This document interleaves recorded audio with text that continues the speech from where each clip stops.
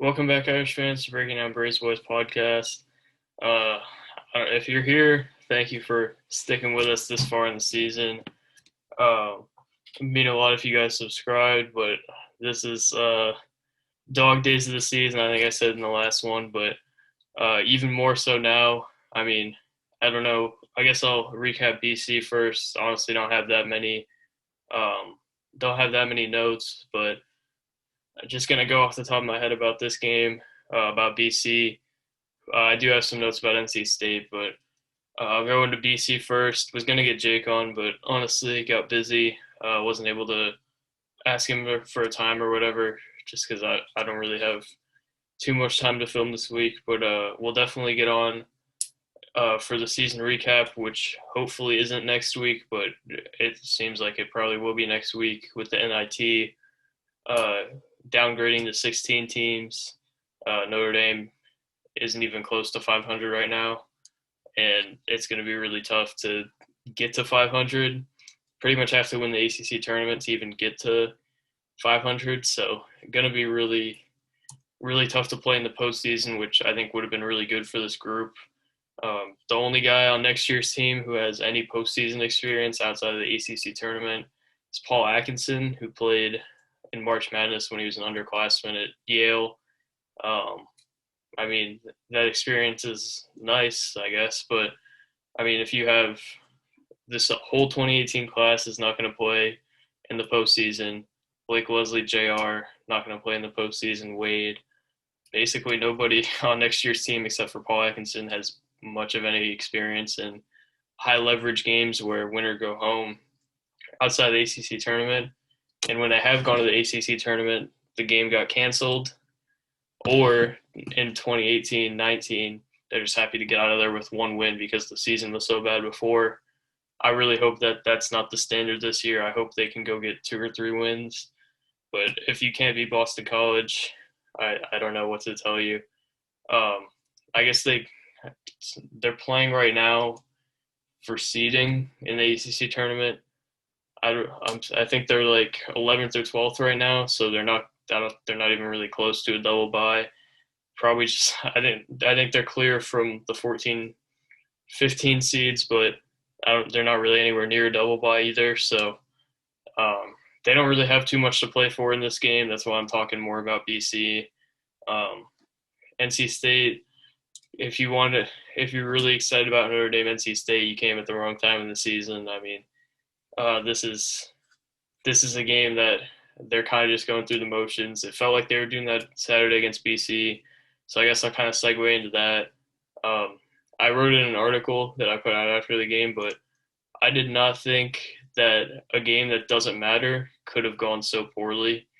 I don't normally like to get on guys for effort because they're trying to win games. I mean, they're never on the court trying to lose, or they're not trying to not play with intensity. But man, if there was a game I was going to complain about that's the game. Jordan Cornette was going off on him, not necessarily going off, but Jordan Cornette was getting on him. That's how you know it's bad. I mean, this is the defensive intensity in that game was so brutal. I mean, you had walk-ons hitting threes. The zone didn't work. I mean, you should be able to guard a team like that man to man. Yeah, they have Jay Heath and Stephon Mitchell. No CJ Felder, no Winston Tabbs, no Rich Kelly. They don't have anybody really playing except Jay Heath and Mitchell. The rest of their team's averaging like less than 7 points a game. So I don't know what the issue is with defending that straight up. I think Bray should have just stayed in man the whole game. They weren't closing out on shooters anyway when they're in the zone. So that didn't work. I think I don't necessarily know that it was Notre Dame coming out dry. It was just Boston College hit a few threes early, and I think that discouraged them. Just really didn't have it defensively all day. Even guys like Cormac, who are probably some of the better defenders on the team, were not bringing it. Um, Hopefully that can be improved. I'll probably do something about this in the off season, but if you look at their rosters in the next couple of years, well, I guess next year too, but essentially post 2018 class. Well, I guess Carmody still, but post Hub, um, Hub, Leszewski, that those teams are really sound defensively. At least it seems like they are. With Sanders, who's a good defender on the perimeter, can defend a lot of positions. Wesley, who might be the best defender they have on the perimeter in a few years. Cormac Ryan, who's arguably the best perimeter defender they have right now. I would probably go to Jogo, but Cormac's definitely up there. Wirtz has had some really nice defensive outings. Has some good potential on that end because of his length.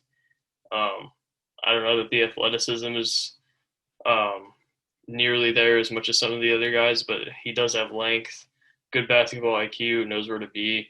I think he's just really got to work on getting locked in defensively and getting into his stance. Bray was getting on him about that a little bit in the offseason. I think they have a really good shot to improve defensively, and hopefully Bray, assuming he's still the coach, gets on him.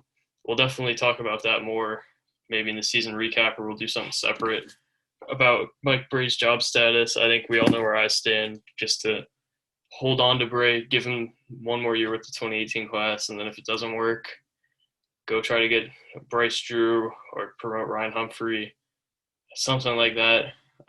Chris Quinn, I think Chris Quinn wants to be in the NBA, but if you can get something like that, then I'd be happy with it. I just don't know how much it's going to do right now because, especially if you go in-house, you're going to get somebody who runs Bray's system anyway. So I don't necessarily know that it's going to be a drastic change. I think Humphrey would be a nice change, but that's a discussion for another time, I guess. But I guess for BC, the highest point total they've given up all year is to Boston College, a 3-13 team heading into that game, starting 2 walk-ons on senior day. You cannot do that if you want to win a game. And I hope Bray gets him to finish the season out rather than just packing it up. But I don't know that I'm too optimistic about that. NC State's really going to challenge them in some areas, and I think this one, if they don't bring it, if they decide they're packing it in at this point in the season until Greensboro or even just in general, they're going to get punched in the mouth and they're going to lose this game by double digits. So they better come out ready if they want to win this game. NC State, I guess I'll move into them a little bit. Maybe I'll go back to Notre Dame later. I want to talk about it more when Jake's on, though, in a few weeks. But NC State has some really good athleticism all over the roster, really. They remind me a bit of UNC, actually. I know it's kind of a weird, well, not a weird comparison, but convenient comparison, especially because UNC is on my TV right now in the background playing Syracuse. But with the size they have down low and the lack of ability to stretch the floor, they remind me a bit of UNC with Baycott and Brooks and Sharp and Kessler. With Manny Bates and Funderburk, I think they're going to give Notre Dame a ton of issues. And that's kind of going to lead into my first key for this one, is just find a way to contain them. I think Funderburk and Bates are going to kill you on the glass, especially if they're not playing with intensity. Even if they do play with intensity, Funderburk and Bates have a ton of size on them down low. I should have looked at the weights, but there's definitely a significant weight difference between Manny Bates and Jawan Durham and Funderburk and Leszewski. So that's my first key. The second one is just come out and play with intensity. They haven't really done that since Syracuse. Louisville just seemed kind of flat. Maybe that one was not to their own fault, but just came out flat and never really had a chance in that game. BC, just the way they lost that game too, just lack of intensity. And if they can come out with intensity and really get up into you to NC State's guys and really put an effort on the glass, then they're going to be in a somewhat decent spot. And then 3, I'm just going to say go with the lazy way out. Just hit threes. I mean, that's how Notre Dame's won games in the past like this, and this one should be no different.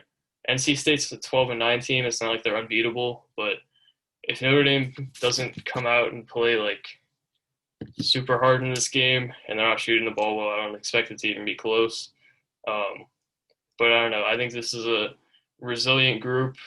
They've made some runs throughout the season, just haven't really been able to put it all together. as we all know. So this could be a nice game for them to kind of bounce back. Just don't know if I see it. Matchup to watch. I think I've made this pretty clear, but it's going to be Manny Bates and Thunderbird versus Laz and Durham.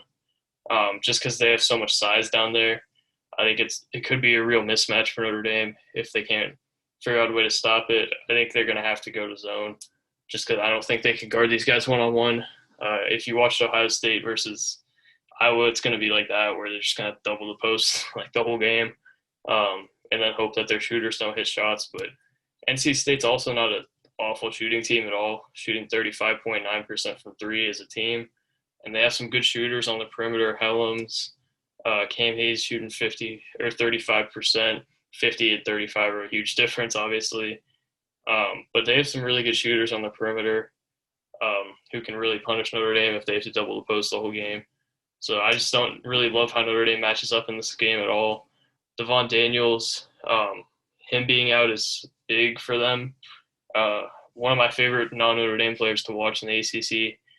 Just has a ton of athleticism and is really the guy that makes that team run normally. But credit to them, they've done a really good job without him. Won four straight and have put up good fights against good teams. Beat UVA a couple days ago. Just beat Pitt, a team that doesn't really have their team anymore. I think they've kind of packed it in as well, but still a nice win for them. I don't necessarily think they're on the bubble. I don't think they're really. I think they're an NIT team, but they're definitely a team that Notre Dame is a weird matchup with because they can't stretch the floor, but they have so much size and strength in the post that's going to be tough for Notre Dame to handle that, and I don't think they can. My leading scorer for this one, I'm going to go with Cormac Ryan. I've liked what I've seen from him, even in his games where he's not shooting the ball really well or scoring. I love the way he's been attacking and hunting a shot lately, which I know that's a really low standard, but for a guy who struggled early in the season to hunt his shot and to get good looks, I'm really happy with the attempts he's taken. They just got to fall at some point. So that's kind of what I have for NC State. I mean, Notre Dame just has to get into a rhythm this game. Otherwise, Florida State's going to be even worse. And then they're going to have to do something in Greensboro if they want to make anything of their season. Now, essentially in this game, they're not playing for much. They're playing for their pride.